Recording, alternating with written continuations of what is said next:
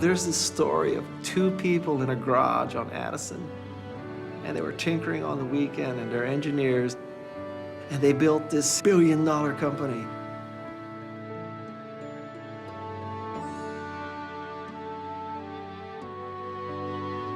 Bill and Dave encouraged people to be brave enough to take the risks and think as large as possible.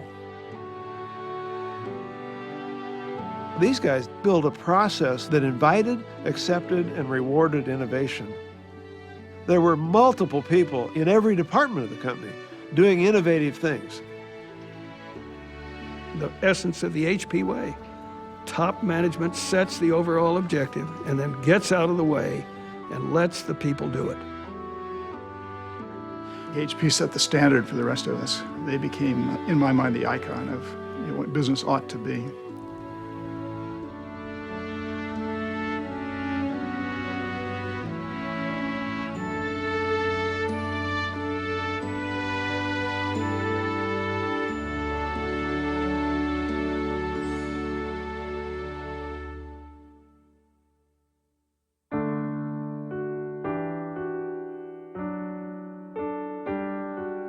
At some point, we decided that we were going to try and form a company and go ahead. We wanted to find a house and a garage that we could use for a shop.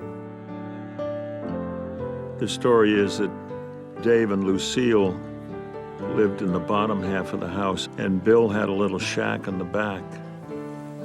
I brought the drill press and some other tools in the back of the car, and we set up the shop there. They started the company on about $500 and a good idea, and believe me, it showed. We started out, of course, baking our panels in Lou's oven, and then we decided we want our own oven, so we bought an old refrigerator unit because it had good insulation. Well, it got so hot that it caught fire, and the fire department came and put it out. Otherwise, we would have lost the whole works. What got Hewlett Packard really going was the first big order, and that came from Walt Disney for the movie Fantasia. They needed really good sound. And the audio oscillator, which was the first HP product, was the best device in the world for that. And simply produces a variable tone. You can hear what it sounds like. And that's just part of the range. We put together a set of specifications, a little sales pitch that Lou typed out for us. Remember how we priced it? Yeah. We didn't have any idea about pricing in those days, and I guess we started out with $54.50, wasn't it? $54.40 or fight. $54.40 or fight, something like that. The genius was not that they had all of the perfect tools, but that they had a drive and an energy and an entrepreneurship, a creativity. Two people in a garage with very little resources can create the next big thing. So HP was really the inspiration, I think, for the entire valley. It's no question.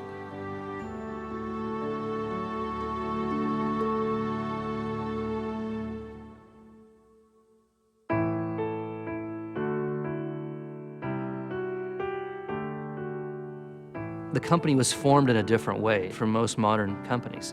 It was formed out of friendship. These are two guys that just got along well together and decided to build a company, and then they'd figure out what they'd build after they got it going. Our primary interest was to bring some money in the door. We tried all kinds of things. We tried building shocking machines to make people lose weight, a device to tune harmonicas. Hewlett had an idea about an electric urinal flusher. In fact, when I go into a modern men's urinal these days, I kind of think of Bill. They did an automatic lettuce picker for the fields. They built a bowling alley foul line indicator. We invented, we swept the floors, we kept the books. We've done every job in the place, so to speak. They were roll-up-your-sleeves guys. They were can-do people. Dave Packard was a lot more outspoken. Dave was a big guy. He was 6'3" or 4". He had a finger that would get longer and longer as he waggled it at you. So he was a pretty forceful personality. Now, Hewlett was more likely to be deeply involved in the technical issues and the technical side of the company, and Packard was more likely to be involved in the financial sides of the company. But you couldn't depend on that because you never knew who was going to pop up. They'd have done terrific things, I think, by themselves. But together, they were extraordinary.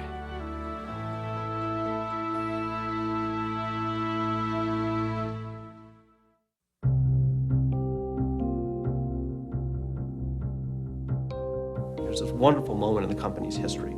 I think it was 1948. And he was at a meeting of business leaders. There were a whole bunch of CEOs from companies there, and the question that was raised, who is the company responsible to? And they're all talking about the most important thing is you have to actually focus on returning dollars to your shareholder and maximizing profits.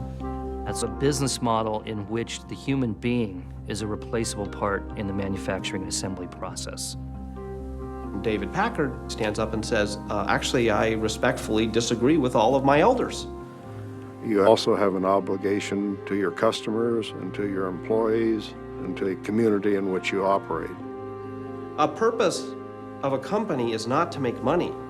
It makes money in order to be able to do what it's really all about. And in our case, that's to make a contribution. They laughed at him. We're here to create things that if we didn't create them, the world would be worse off. And if you don't understand that, you don't understand the HP way.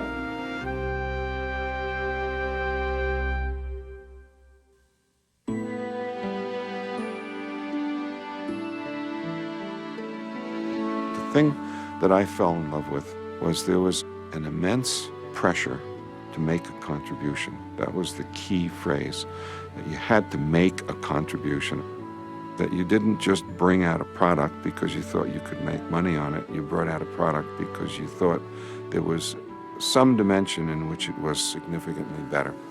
What this really means in this sense is not to be a me too, but to not go into some area unless you feel that you've got something really to contribute. Because if we just try and follow someone, you're always going to be at the tail end. Dave and Bill expected good performance, and everybody pulled an oar to make a contribution. Everybody was proud of the company and the fact that we were really doing something worthwhile. The best measure of whether we do or do not make a contribution is whether we can market that product at a profit. In other words, whether it's worth more to the customer than it costs us to make. He realized that if the company didn't make a profit, they wouldn't be able to make a contribution in science and technology. They wouldn't be able to take care of their employees. They wouldn't be able to give back to the community in terms of philanthropy. HP was a business, and these men were dedicated to increasing revenues and increasing profits. After that, all the good things followed. But their first job was to build a great company, and they fought hard to do it.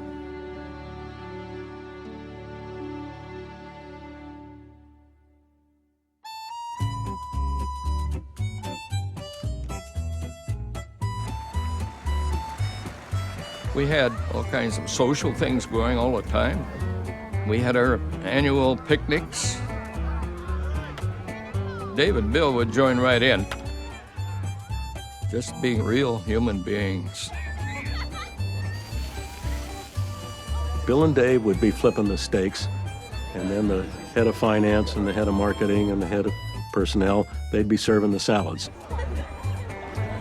Even when there were thousands of employees, it would be unlikely that Dave wouldn't know somebody in a particular work group. How's your child? Did your father recover? There was a very close relationship. It's part of the informal atmosphere that made us much more effective than a rigid hierarchy would have permitted. We were more like part of a family.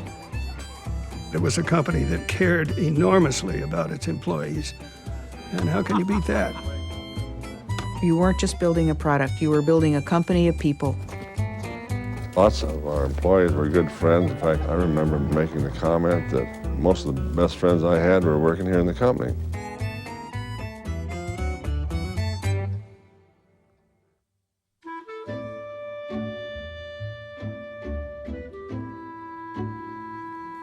First time I met Dave Packard was in 1952. I hadn't been with the company very long. He showed up in the lab at about 6 o'clock or so, and I was still taking measurements. And we were having trouble with a particular device, an attenuator, and I became aware of this big man sitting next to me on the stool. He got behind me and said, "Hey, Art." He says, you take the readings and I'll write it down on your notebook. I moved over and he tested some of these things, and he said, "You know, you're right. They're not passing." So we worked past midnight taking data. We are working more like companions than boss. The most important thing about these guys is you never felt that they were separating themselves from the employees. We'd built up this feeling of a small company in which you had personal knowledge of really everything that was going on. What we've tried to engender is this attitude that it's everybody's business to do a good job. Hopefully we'll all benefit if we do so. It was just something magic. Designing the products, laying them out, doing the software. And we're all part of the same thing and working together. And, you know, as long as we're working, we take care of each other. And boy, that sure influenced my thinking.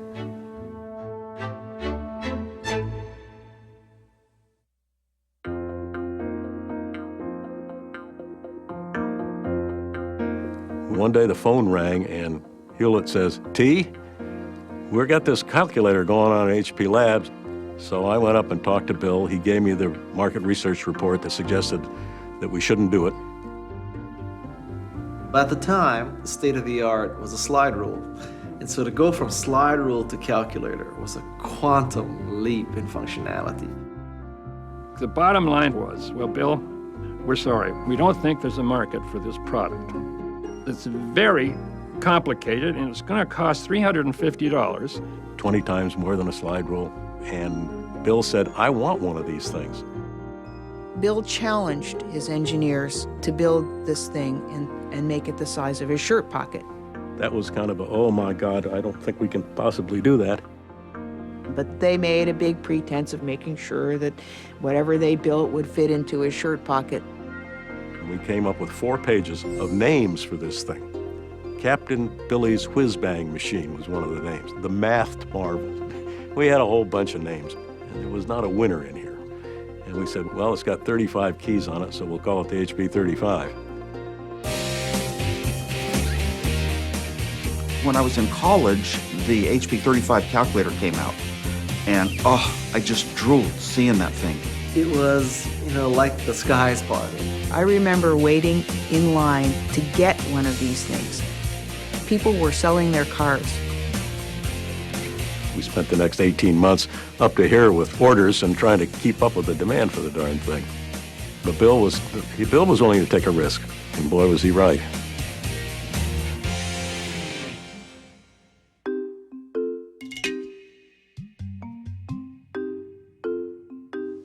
We went from a specific, fairly small type of company and laid the groundwork to expand into a larger domain.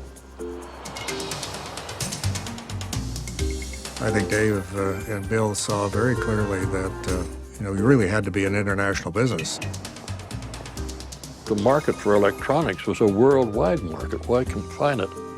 Hewlett insisted that we ought to have not only overseas sales, but factories overseas. We are really serving a worldwide need. It's just the simplest way to express it. Dave and Bill, in looking at the international market, saw it as a place to go out and get more of the best minds in the world. So they always viewed it as a source of talent. And the HP way makes each of those branches feel as though they're amongst the best in their part of the world. If you went into a facility in Germany, the environment would be very similar to what you'd find in Palo Alto. To learn how to call the boss by the first name was very difficult for the Germans to accept because formalism in Germany was tough, but they all learned how to do that.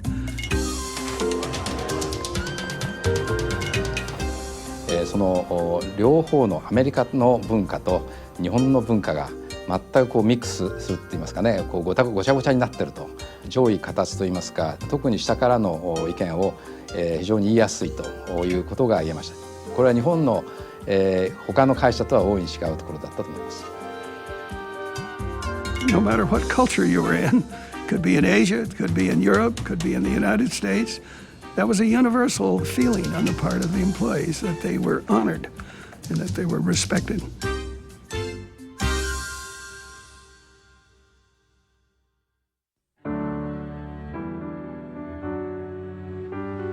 I believe it's very important that people have some part in making the decisions that they're going to be involved with. They're going to be much more effective in implementing those decisions.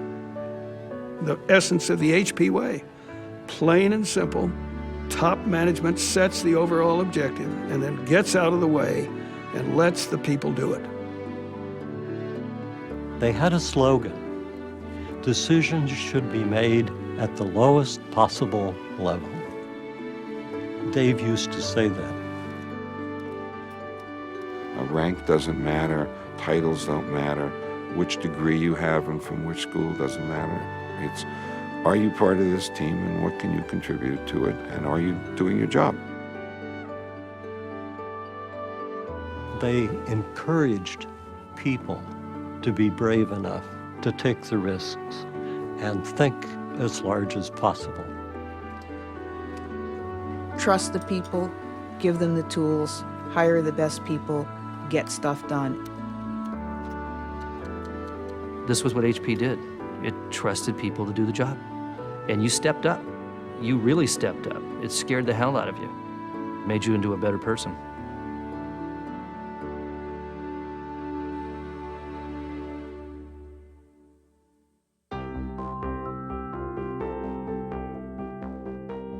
I built a large screen oscilloscope that could be used as a computer display.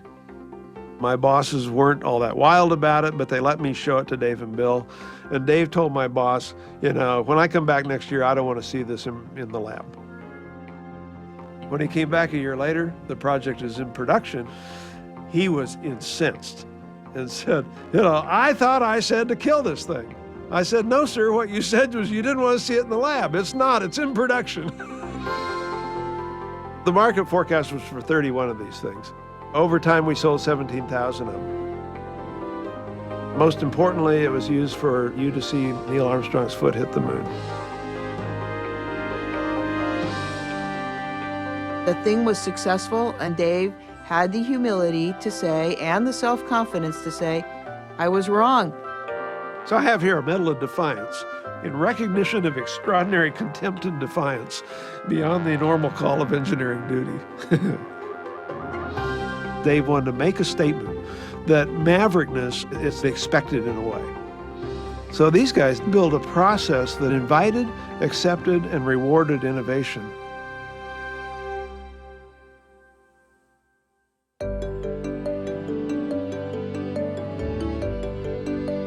So Dave and Bill were people who just loved and benefited from change. It didn't matter how big HP got.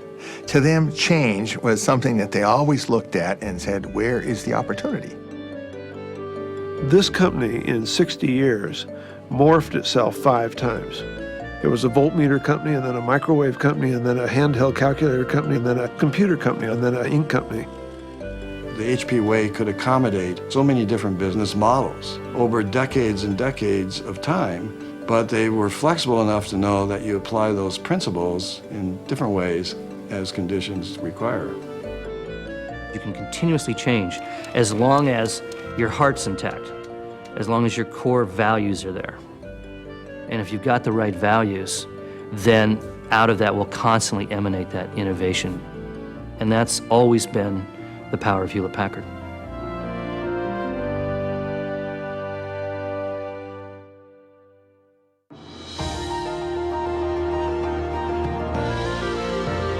It's no exaggeration to say that Bill Hewlett and Dave Packard created Silicon Valley.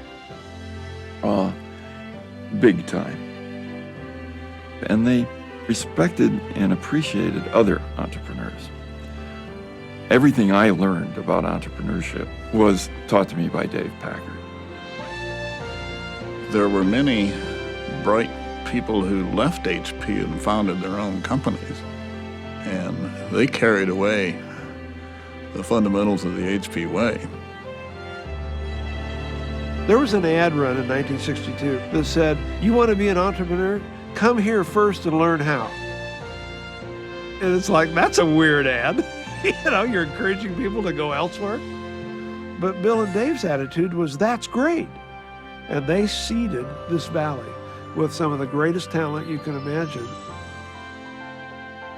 I even turned down starting Apple once. I refused to go to Atari because Hewlett Packard was my company for life. The morale was so high, I never saw anything like that, just the happiness of everyone working with each other. A lot of people say that the HP way is anachronistic. It fit in a different world, a simpler world. But in fact, it may be more relevant today. And that's because when your employees are scattered all over the planet, people are working independently, you have to trust your employees more than ever before. And that's what Bill and Dave did. They set the model for it.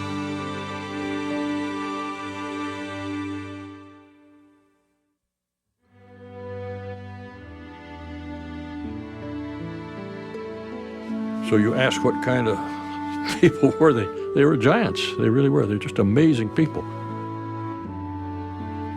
It's hard to find anyone in the history of business who's been able to create more, both in terms of business success and in terms of the culture and the type of company that's respected all over the world.